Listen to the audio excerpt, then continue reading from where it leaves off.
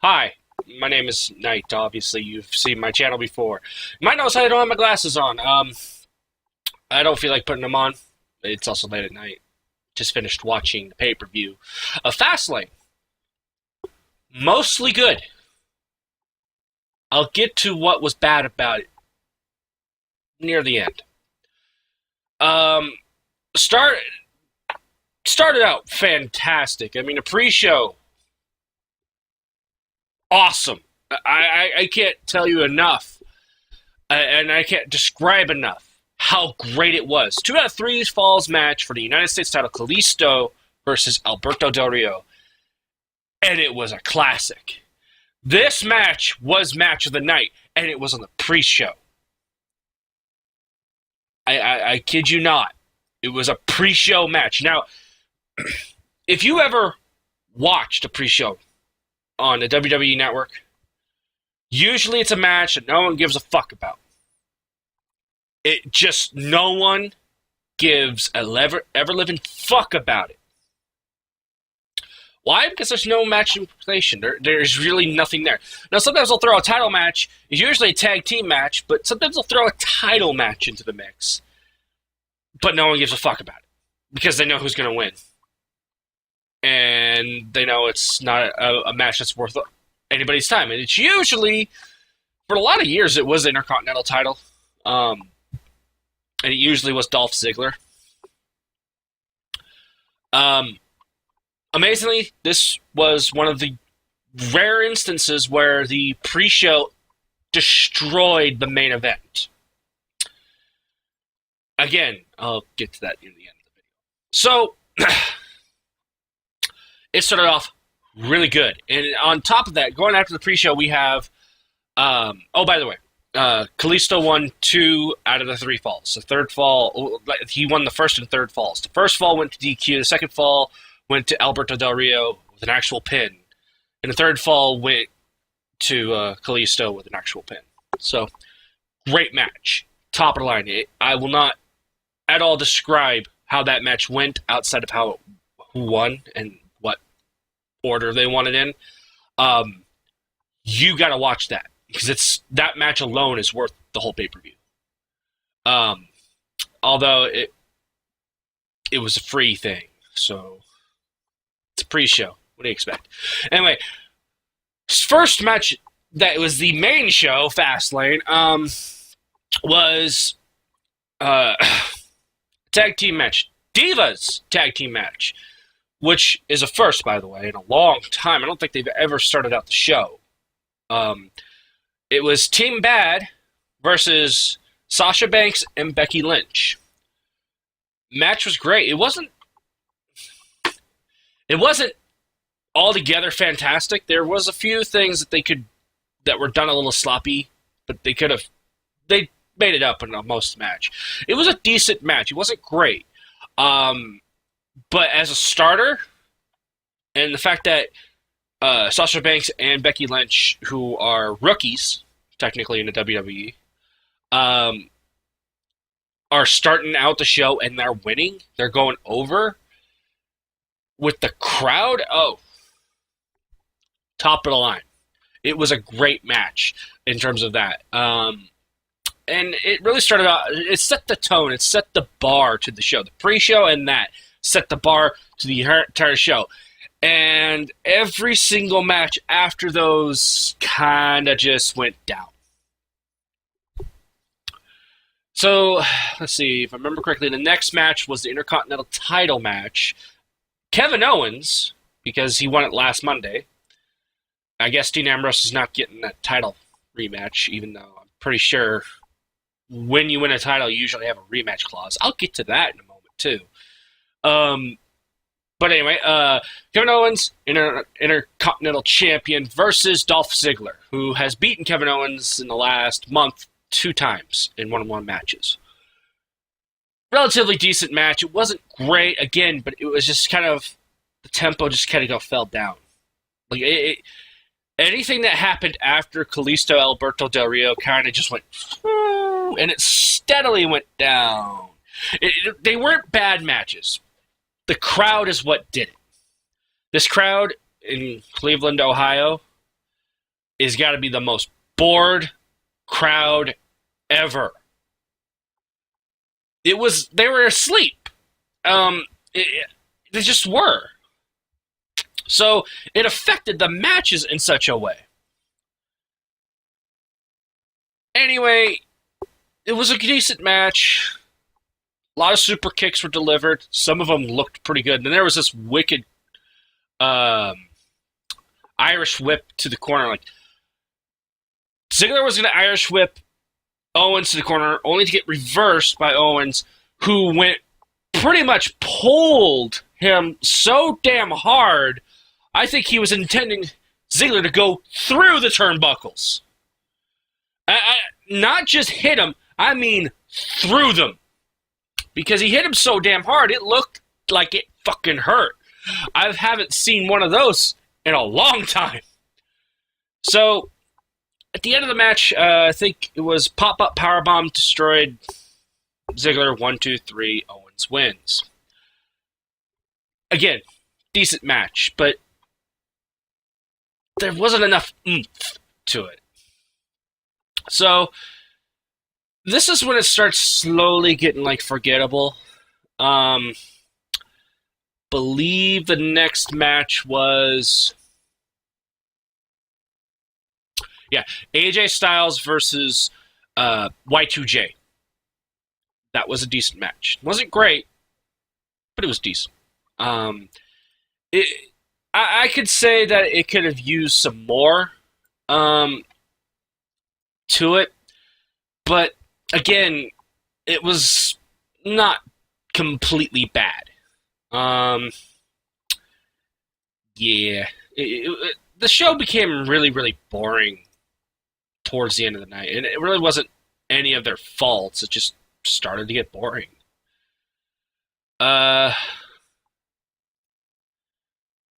Really?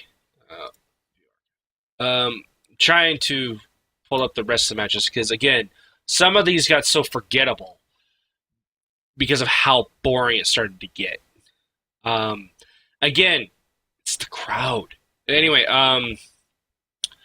AJ Styles and Chris Jericho went back and forth, back and forth, back and forth, back and forth, back and forth, back and forth.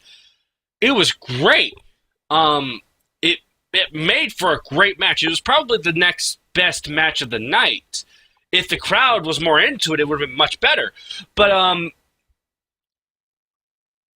AJ hit a Styles Clash, and Jericho kicked out of it, which threw people the hell off.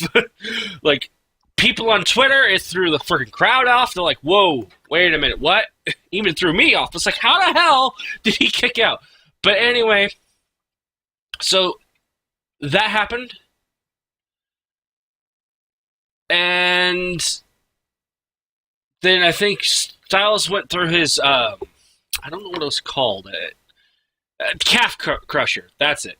So now he has the submission match victory over Jericho, which, damn, it was great. That match is probably the only other match you should watch.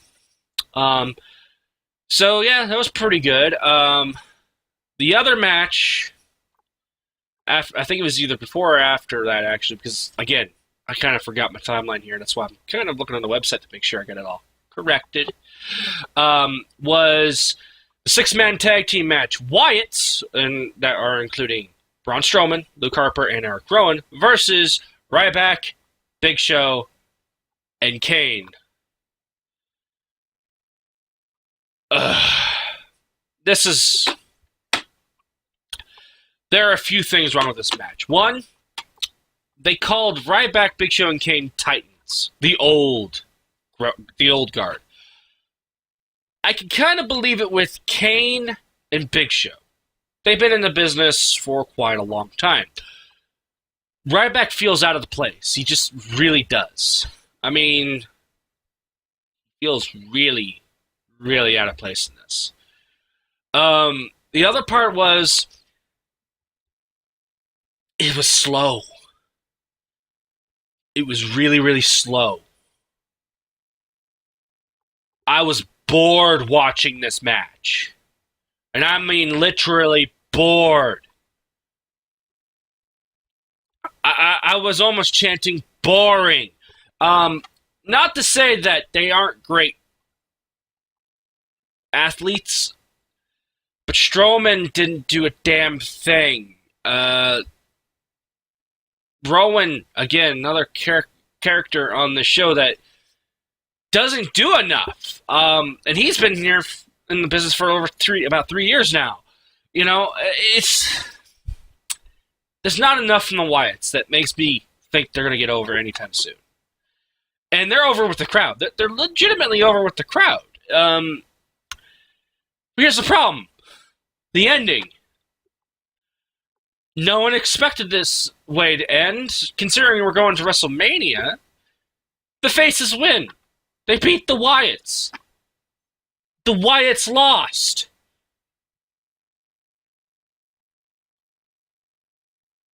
Are you, WWE, are you trying not to get them over? Are you trying to make sure that they stay useless? I mean, this has been a problem since Survivor Series? No, Hell in a Cell. Since then, they just don't get over in the big time events. Hell, this has been a thing for friggin' Bray Wyatt since, I don't know, WrestleMania 31?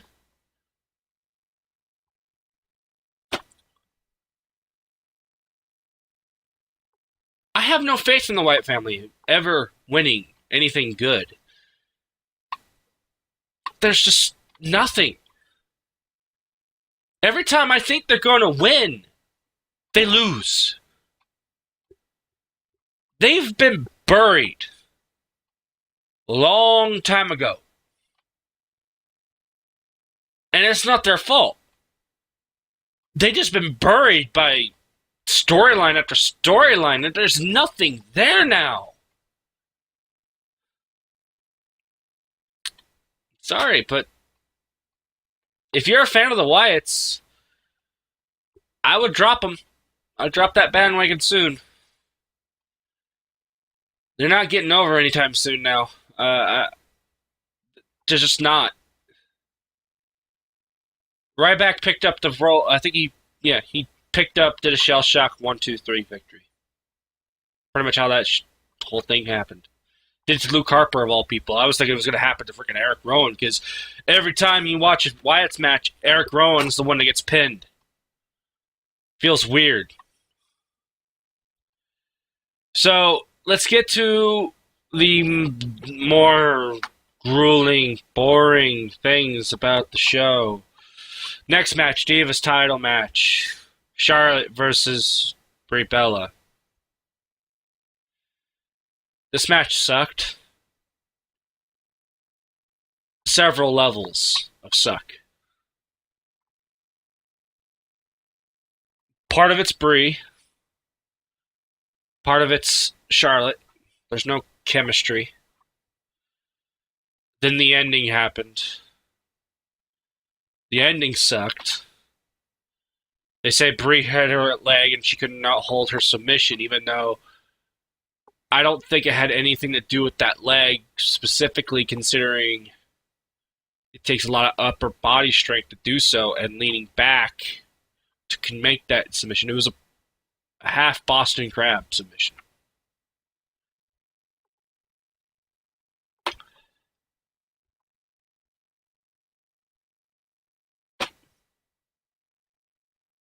I don't know what to say about that. It was boring. There wasn't much to do with it. The ending gets a little worse because if you actually watch that match, outside of it being boring, I guarantee you just want to skip ahead to the ending of it just to see what happens. Brie is giving half Boston leg crab to Charlotte in front of Ric Flair, who is verbally bashing her with obscenities, possibly stuff about Daniel Bryan and Nikki Bella, and just you can actually see Brie Bella starting to cry in a sense. That was what I thought was the ending. That's what made me think that she just let go because she gave up. That's what to me, that would have been a better ending than to say it was her leg. I mean, at least you have a storyline perhaps in WrestleMania to continue it off of, you know? But apparently they're going with her leg was hurt. She lost legitimately. I don't know. It was boring. There's a lot of chemistry issues there, but the storyline just sucked. I mean, nothing against Charlotte. She's a great wrestler, great athlete. She knows how to wrestle. Brie doesn't, for the most part. And that's nothing against Brie. I think that's more WWE's fault. Because, well, total divas. And the word diva doesn't really sound like wrestler.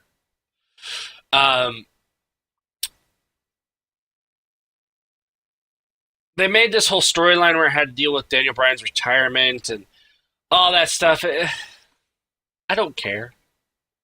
I lost so much interest in the Divas side.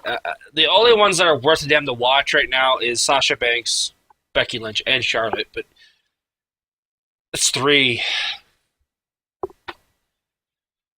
We need more decent wrestling divas if you're going to go that route. Because Tamina ain't that, and I know damn well Nikki ain't that, even though she's a lot stronger than her twin. And Naomi, she just went down. Just down. Yeah. It just really wasn't worth it. So then we had, I think it was after all those matches, we had a cool down. This time, it was this whole promotion that New Day challenged Edge and Christian to something. It wasn't a match because you can't have Edge and Christian wrestle. They are not medically cleared. That and they're retired, and they're not medically cleared, and they're retired. So what the fuck are they doing there? Nothing against Edge and Christian. Great tag team. Always liked their stuff. Why are they there? Promoting their show. That's all they're doing there. So you had New Day and them just verbally talk. Okay, it's piss break time. Okay, we'll go to the bathroom, come back. They're still talking. A lot of people then thought this is probably going to be the segment where Edge and Christian announce a new tag team because New Day has defeated all of them. They even say that. So it really came up to that thought. Enzo Amore and Big Cass from NXT are going to move up to the main roster. They're finally going to take them on. It makes so much sense. This makes sense. And League of Nations. Just League of Nations. Just ruin that. Let's talk about the League of Nations, huh? Let's do that. Like, what? Why? What do they have to do with this? They're heels. New Day is a heel team.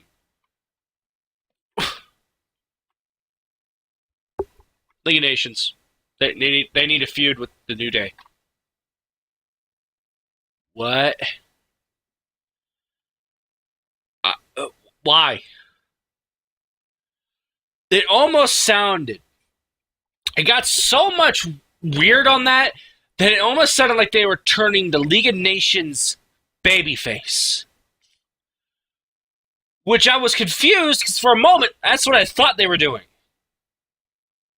And then they were still heels at the end of that whole segment.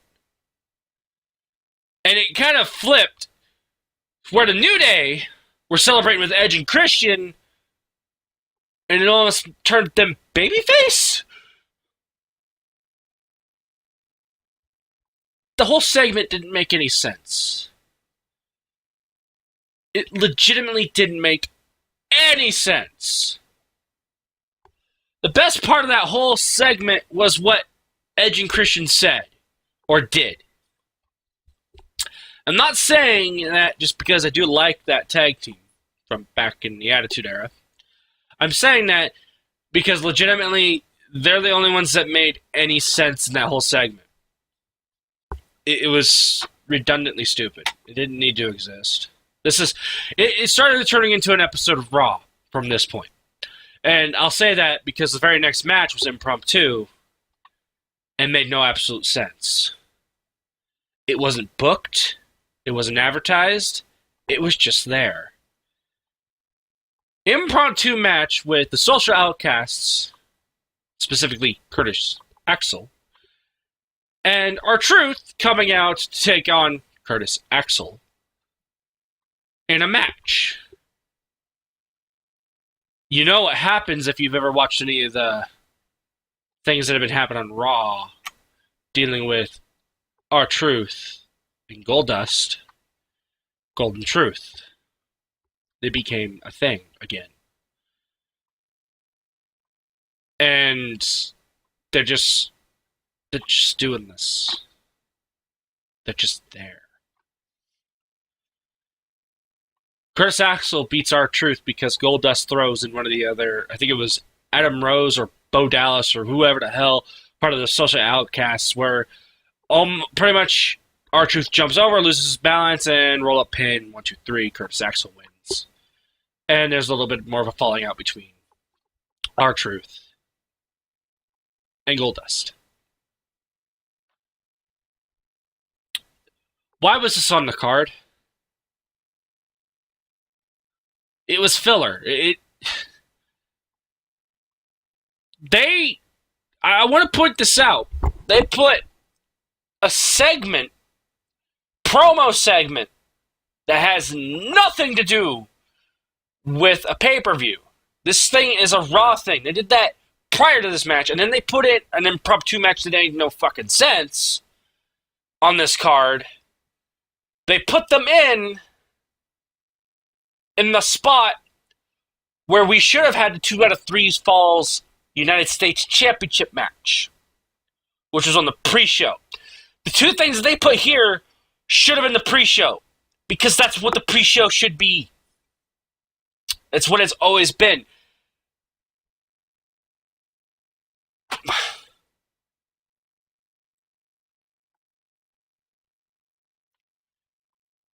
I lost my goddamn mind with these things. Hoping the main event, just the main event, would save us.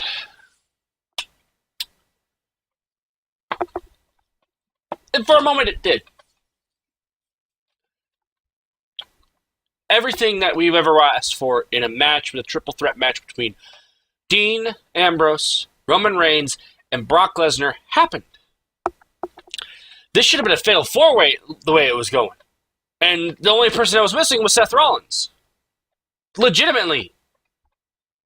Because not only did Brock deliver 10 suplexes, on an average 5 per Shield member, because Seth Rollins is injured and he's not in this match, but he delivered 1 F5. And he did that to Roman Reigns, of all people. But he wasn't able to deliver an F5 to Dean Ambrose. Came close, but he wasn't.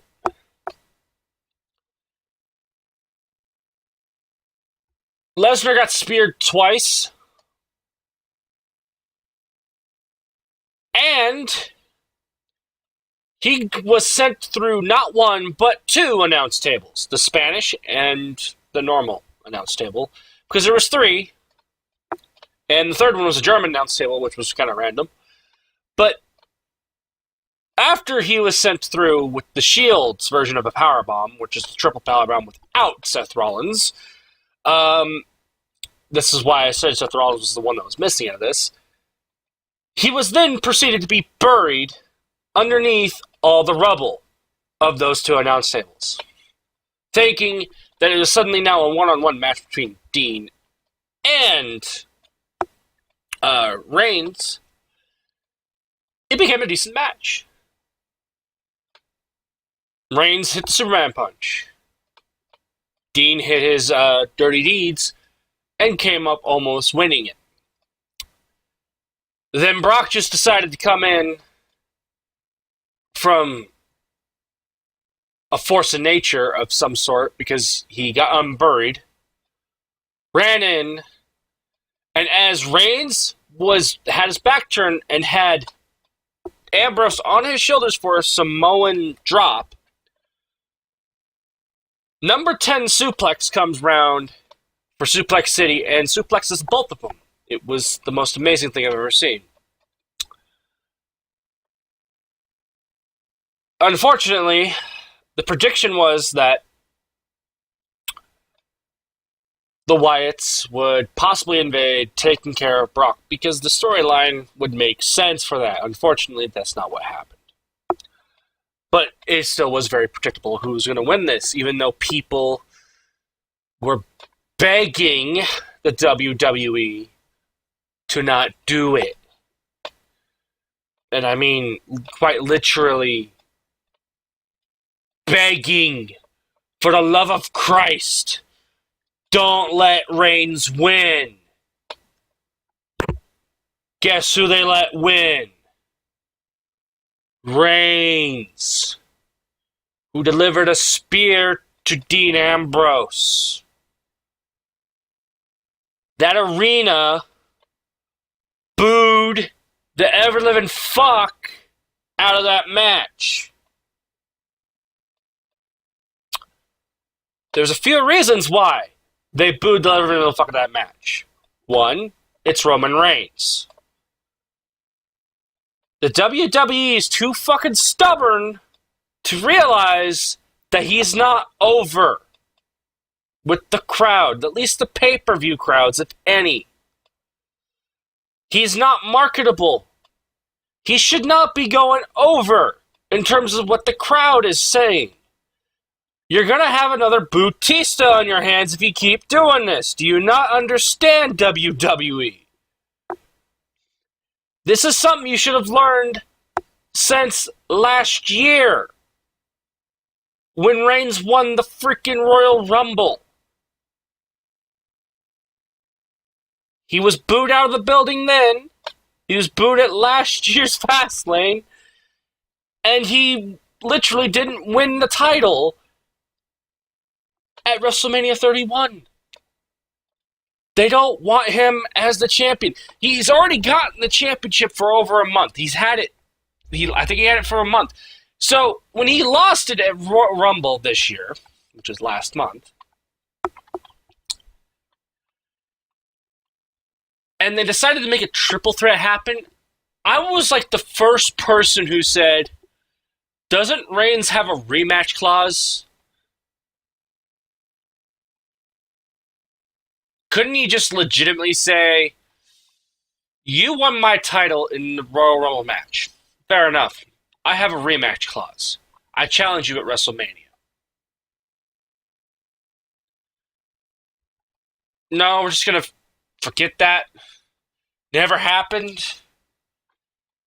Is that what we're at right now? It never happened. They don't have that thing no more. Is the rematch clause gone? Because if that's the case, that makes sense why Dean Ambrose doesn't have a rematch clause against Kevin Owens for the Intercontinental title match. That would legitimately make sense.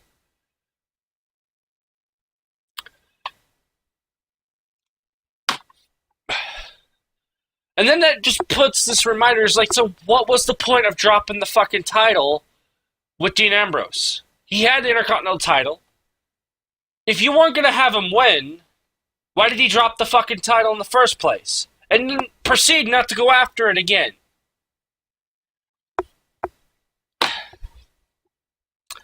I get maybe it was to swerve the people. And, yeah, swerving is one thing. But you did it wrong. And I mean, legitimately did it wrong. You could have done this better, WWE. And honestly, if you were to have anybody lose this match, it was Reigns. Because three things come to mind. with this. One, if you have him lose, you suddenly have a guy that has credibility of being tough, can wrestle, and probably do some heavy damage to the likes of, I don't know, The Undertaker, who does not have a WrestleMania match at this point in time in his home state.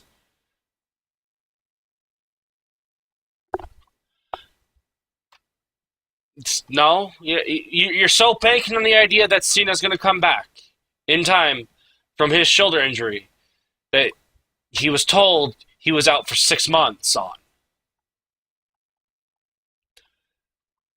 Okay. We'll see. Another thing is, well, heel turn Roman Reigns.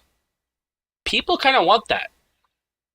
Because anyone be this lame face that he is right now. The babyface form of him sucks. And it certainly shows. It's probably not all of his problem. It's the writing, but it sucks, and it sucks hard. People are telling WWE, change it. For the love of Christ, we're bored of him. Ever since the Shield was broken up, Reigns has not got all that over with the crowd. He's got some places where he went over with them. They liked him. But any momentum he had dissipated whenever he spoke on the mic.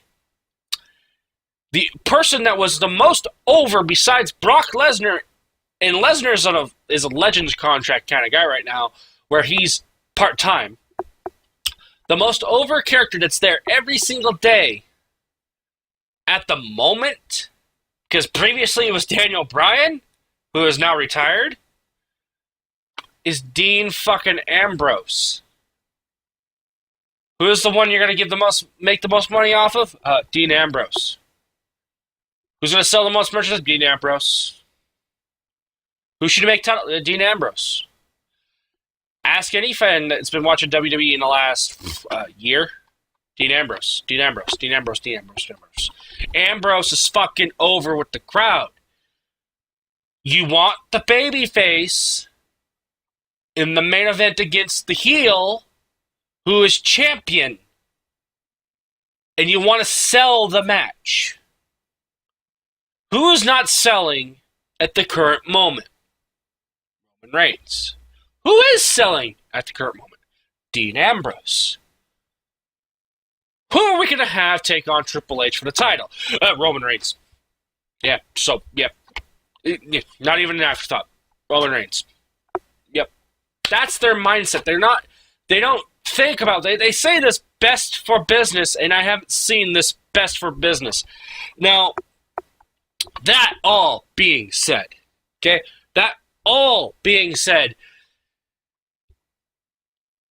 this match was okay. If it wasn't for the crowd, this match was a decent match. There really wasn't any botches. It was fun to watch. I didn't hate it. It kind of left it off a good note. However, you chose the wrong person to win. This also goes back to the whole thing with the Divas Championship match.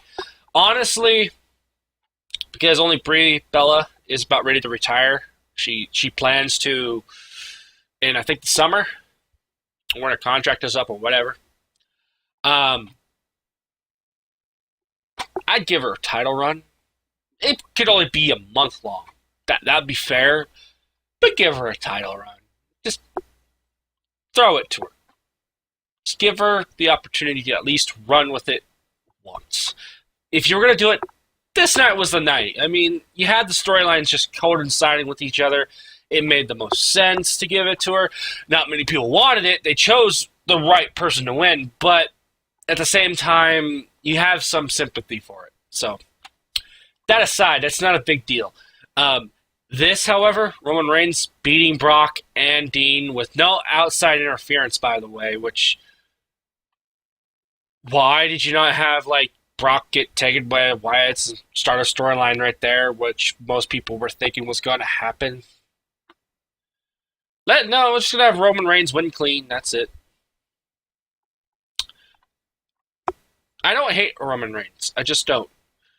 But I know that he's not selling merchandise for the company. I know that people fucking hate him. Uh, they hate his gimmick at the current moment. He's just not over. And that's disappointing. You're going to WrestleMania with him as a challenger 2 years in a row. And he's been booed out of the building 2 years in a row. Get a clue. Just get a clue, guys. Anyways, I wish. I have no idea who Ambrose is going to. There's a storyline in my mind that's saying Ambrose versus Brock at WrestleMania 32. I mean, storyline-wise, if you watch the last couple of weeks, it makes a little bit of sense, but why?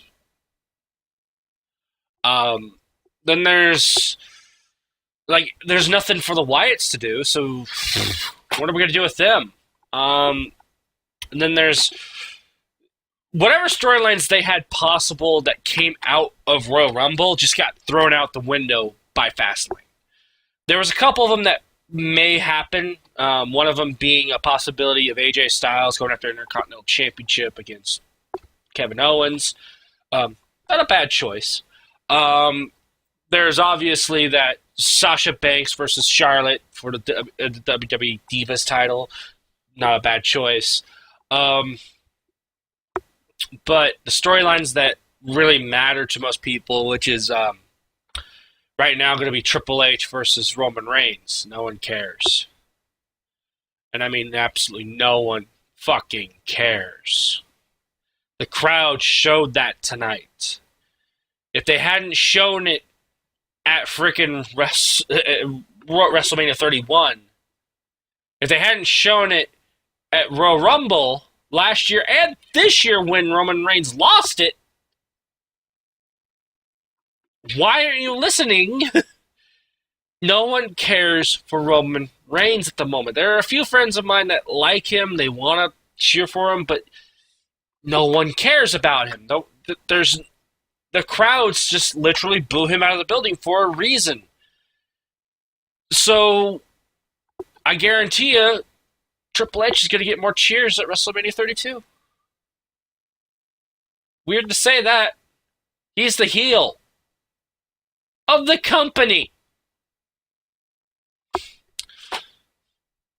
Oh, it gets worse. So, now we have Brock, Ambrose, Wyatts, Big Show, whoever else that were on this card tonight.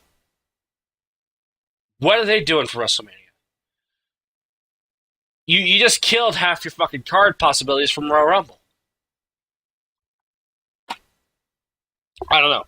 I legitimately don't have any clue on what's going to happen. So anyways, I've talked enough. I rambled up enough. But I wouldn't look forward to WrestleMania 32 with excitement right now. I would watch Raw only to see what would happen. That's pretty much it. It may be a special award that they're going to open up Raw tomorrow night with. Maybe that'll answer who's going to take on Undertaker. Maybe it won't. A lot of people are speculating it's going to be John Cena. A lot of people are thinking it's Undertaker. A lot of people are thinking it could be a whole bunch of people.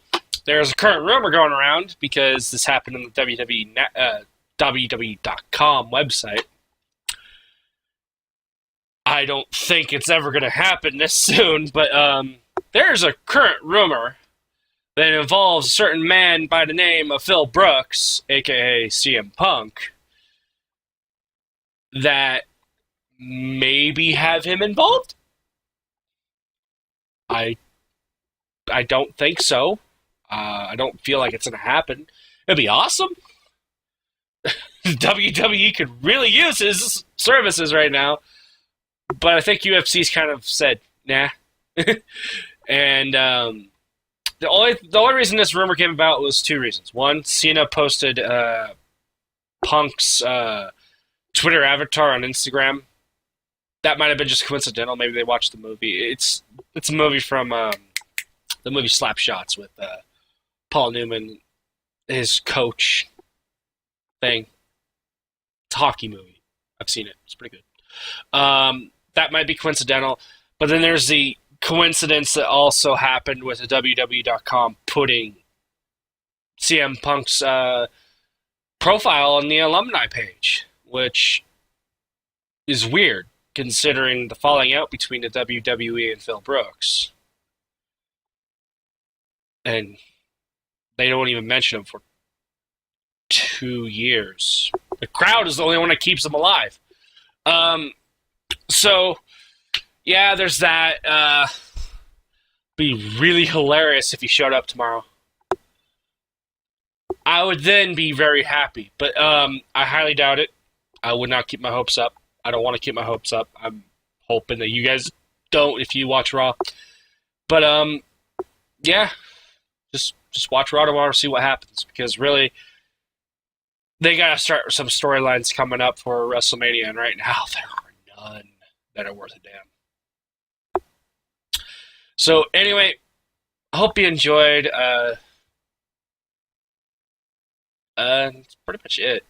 I'm gonna relax. I'm gonna watch some videos on YouTube probably, or I'll do some stuff because right now I need to cleanse my brain of that pay-per-view.